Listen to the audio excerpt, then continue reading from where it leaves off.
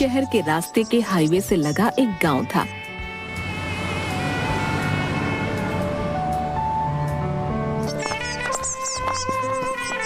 उस गांव में झुमरी अपने मजदूर पति और 10 साल के बच्चे कन्नू के साथ रहती थी।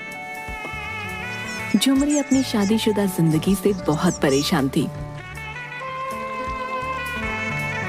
उसका पति रोशन जितनी भी मजदूरी में कमाता था वो उतना ही शराब में खर्च कर देता।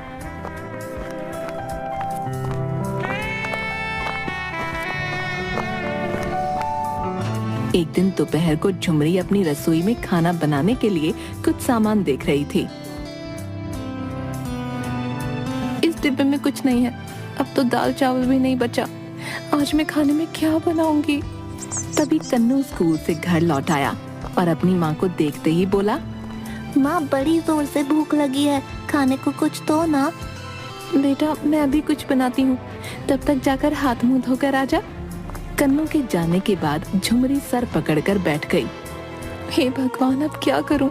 मेरा तो भूखे पेट गुजारा हो जाएगा, लेकिन कन्नू को भूखे पेट कैसे रहने दूं? तभी झुमरी ने कुछ सोचकर रात के बचे चावल को बचे हुए मसालों के साथ फ्राई कर दिया और कन्नू के आने पर उसे परोस दिया। ऐसे कब तक चलेगा? मुझे इनसे किराना लाने के लिए बोलना ही पड़ेगा।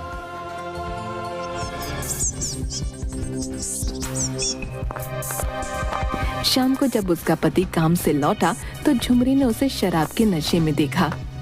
आज फिर आप शराब पीकर आए हैं, सारा पैसा आप शराब में बर्बाद कर देते हैं।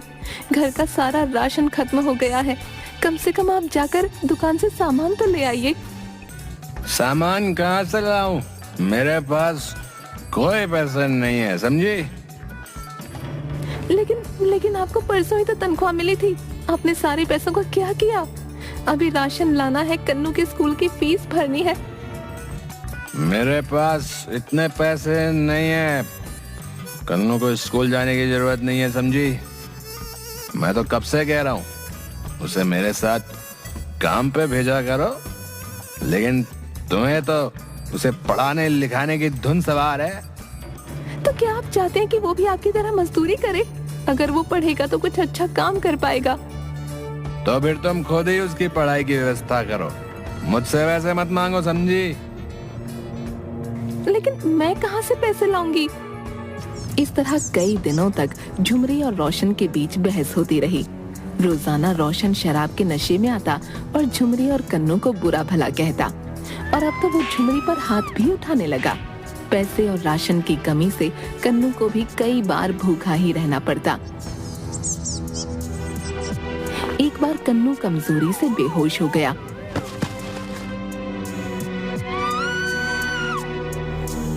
उस दिन तंग आकर झुमरी ने घर छोड़ने का फैसला कर लिया और कन्नू के साथ अपनी बहन के घर जाकर कोई मदद लेने की सोची। अपनी बहन रमा के घर पहुंचकर झुमरी ने अपनी आप बीती बताई। मेरी मदद कर दो बहन, मैं कोई भी काम कर लूंगी, बस कन्नू के स्कूल की फीस और 2 वक्त की रोटी, इतना ही चाहिए। झुमरी, तूने उस शराबी का साथ छोड़कर अच्छा किया, तू फिक्र मत कर, तेरे जीजा जी का रेस्टोरेंट है, वो तुम्हें कोई ना कोई काम दे ही देंगे। हाँ झुमरी, तुम कुछ वक्त के लिए यहीं रह सकती हो। मैं तुम्हें रेस्टोरेंट में काम दे दूंगा और उस काम की पगार भी दूंगा, ठीक है? मैं यहाँ रहकर आप पर बोझ नहीं बनना चाहती।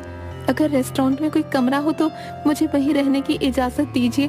बदले में मैं रात में सफाई भी कर दूंगी और वहाँ पहरा भी रहेगा। राहुल झुमरी की बात मान लेता है और दोनों को रेस्टोरेंट के कमरे में रहने की इजाजत दे देता है। झुमरी वहाँ काम करने लगती है। एक दिन रेस्टोरेंट का रसोइया बहुत बीमार पड़ गया और उसकी जगह राहुल को तुरंत कोई दूसरा रसोइया नहीं मिल रहा था। तब झुमरी राहुल को परेशान देखकर बोली, जीजा जी, अगर आपको परेशानी ना हो तो आज का खाना मैं तैयार कर देती हूँ।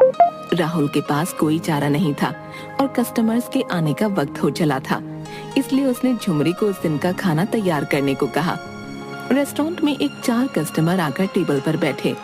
राहुल उनका ऑर्डर लेने गया। भैया 1 प्लेट कढ़ाई पनीर, 15 रोटियां, तड़के वाली दाल और बाद में फिर 1 प्लेट चावल ले आना, ठीक है? राहुल ऑर्डर लेकर झुमरी को खाना तैयार करने को बोलता है। थोड़ी ही देर में वेटर उन लोगों के सामने खाना लगाता है। खाने का पहला निवाला चखते ही उस आदमी ने कहा, अरे वाह राहुल भाई, आज आपके खाने की बात ही अलग है। वाह, क्या लजीज स्वाद है भैया, वाह। आहा, हाँ भैया, पनीर की सब्जी तो बहुत ही लाजवाब है भैया, वाह। आहा। राहुल ये सुनकर बहुत खुश था। उसने अंदर जाकर झुमरी से उसके काम की तारीफ की। वाह झुमरी, तुम तो सच में छुपी रुस्तम निकली हैं? क्या खाना बनाया है, कस्टमर बहुत खुश थे। बहुत बढ़िया, बहुत बढ़िया। बस दिल से बनाया जीजा जी, उन्हें अच्छा लगा, बड़ी अच्छी बात है। उस दिन हर कस्टमर ने खाने के टेस्ट की बड़ी तारीफ की। तब झुमरी को अपने ऊपर आत्मविश्वास आया कि वो खुद भी कुछ अच्छा काम कर सकती है। रात में राहुल ने खुश होकर झुमरी को बोनस भी दिया।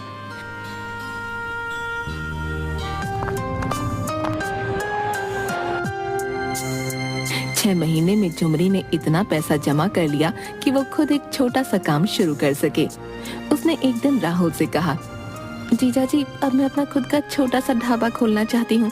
कन्नू बड़ा हो रहा है और मैं उसे आगे पढ़ाई के लिए शहर भेजना चाहती हूँ।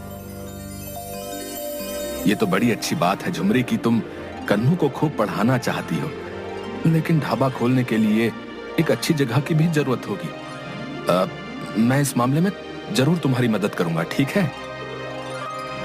जीजा जी, आपने और रमा ने मुझ पर जो एहसान किया वो मैं कैसे चुका पाऊंगी।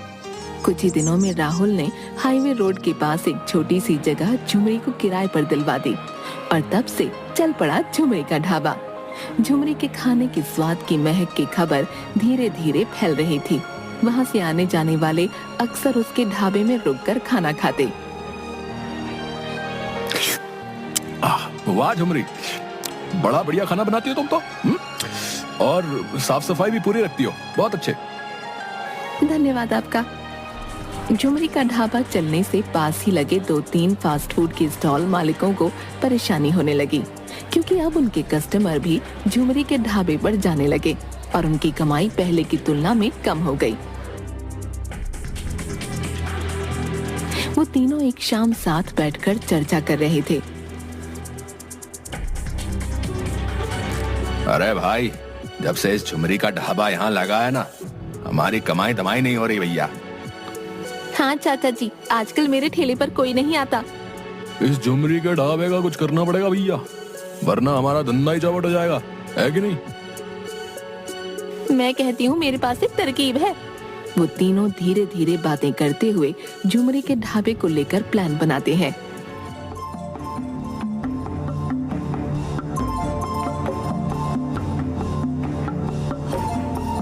अगले दिन झुमरी सुबह से सफाई करके खाना बनाने की सारी तैयारी करके रखती है।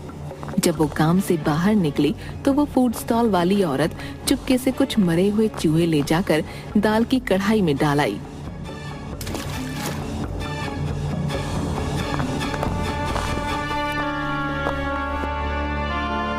कन्नू ने ये सब खिड़की से देख लिया और सब कुछ जाकर अपनी माँ झुमरी को बता दिया। माँ, वो ठेले वाली आंटी ने मरा हुआ चूहा दाल के पतीले में डाल दिया। क्या सच में? अरे ये किसी को आराम से 2 पैसे कमाते हुए भी नहीं देख सकते। झुमरी चुपचाप उस दाल को बदलकर फिर से नई दाल पकाती है।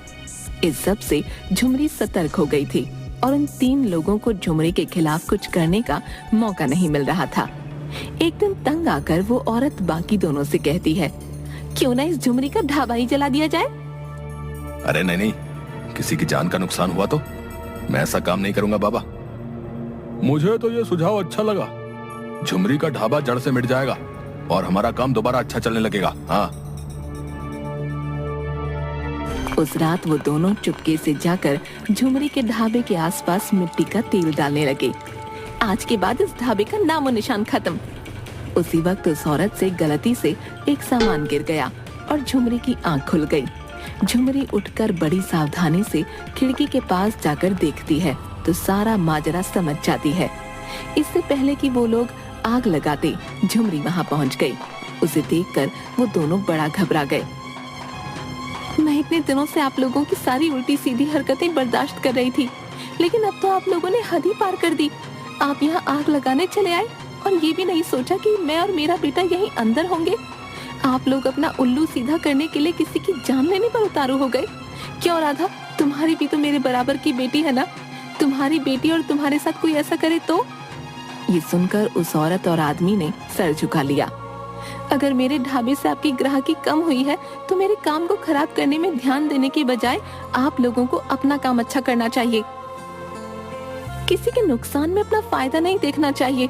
आज एक बार फिर मैं आखिरी बार आपको जाने दे रही हूँ, लेकिन अगर आपने कुछ करने की कोशिश की तो मैं पुलिस में शिकायत दर्ज कराऊंगी।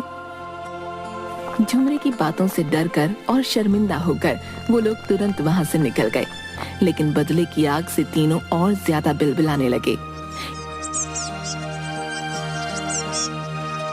एक शाम को नहर के किनारे दोनों ठेले वाले शराब की बोतल हाथ में लिए।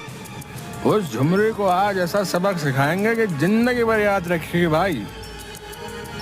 उस दिन की बेइज्जती अभी तक मेरे दिमाग में घूम रही है भाई। उसको आज नहीं छोड़ूंगा मैं। शाम के खाने का वक्त था। झुमरी अपने ढाबे पर बैठे ग्राहकों को खाना खिला रही थी। ओह बहन जी, मजा ही आ गया आज तो खाने में। और क्या दाल मखनी बनाई थी आपने। 2 दिन तक स्वाद नहीं जाने वाला। ओ सौरभ दी ओ। धन्यवाद सरदार जी, बस आप लोगों का प्यार है जिसकी वजह से आज अपने परिवार को पाल रही हूँ। अच्छा बहन जी, अब मैं चलता हूँ। 12 बजे तक गड्डी हिमाचल के बद्दी में लगानी है। ओ छट्टू ओ चल जल्दी, शीशे पे कपड़ा मार। और ट्रक वाला वहाँ से चला जाता है। ओ मैं निकला ओ गड्डी लेके ओ सड़क पे ओ एक मोड़ आया, ओथे गड्डी छोड़ आया। ओए उसके कुछ ही देर बाद दोनों ठेले वाले झुमरी के ढाबे पर आ जाते हैं। अरे ओ झुमरिया, बहुत मचक रही थी उस दिन, हैं? आज तेरा हिसाब बराबर करने आया, समझी? उस दिन तुम लोगों को पुलिस के हवाले कर ही देना चाहिए था। तुम लोग सीधे तरीके से बात नहीं मानने वाले।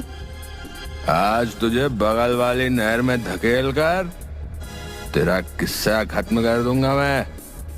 ढाबे पर खाना खाने वाले सब लोग तमाशा देखने लगे, लेकिन कोई उन शराबियों को रोकने की हिम्मत नहीं कर पा रहा था। दोनों आदमी झुमरी से बदतमीजी करने लगे। तभी ढाबे पर एक ट्रक आकर खड़ा होता है। ओ बेवड़े, इधर उधर अकेली औरत पे क्या दौड़ जमाते हो हैं? अबे तू कौन है? निकल यहाँ से बे, नहीं तो हड्डी पसली एक कर दूंगा। ओए तेरी मानू मासी आँखा है। और रुक तू रुक। सरदार जी तभी उसको एक हाथ से बगल में दबोच लेते हैं और अच्छे से धुलाई कर देते हैं। ओ बहन जी, अब जमाना बदल गया है, अपनी रक्षा खुद ही करनी पड़ती है। ओ उठाओ डंडा और शुरू हो जाओ। तभी झुमरी गुस्से से पास ही पड़ा डंडा उठाती है और दूसरे शराबी की पिटाई करना शुरू कर देती है। अरे भाई बचाओ, छोड़ो भाई, छोड़ दो, माफ कर दो भाई, छोड़ दो भाई, मारो भाई, गलती हो गई। तभी वहाँ पुलिस आ जाती है और दोनों शराबियों को गिरफ्तार कर लेती है। ओ आओ जी, ओ इंस्पेक्टर साहब, ओ ले जाओ इन्हें और बाकी की खातिरदारी थाने में करो इनकी। अरे चल, अरे थारे को बहुत गर्मी चढ़ी है, हैं? ले चल इनको, आज जरा आन मिलो सजना करते हैं इनके साथ। ओ बहन जी, ओ ये तो अच्छा हुआ कि मैं अपना लठ यहीं भूल गया था और 100 से लेने वापस आ गया, नहीं तो न जाने क्या अनर्थ हो जाता।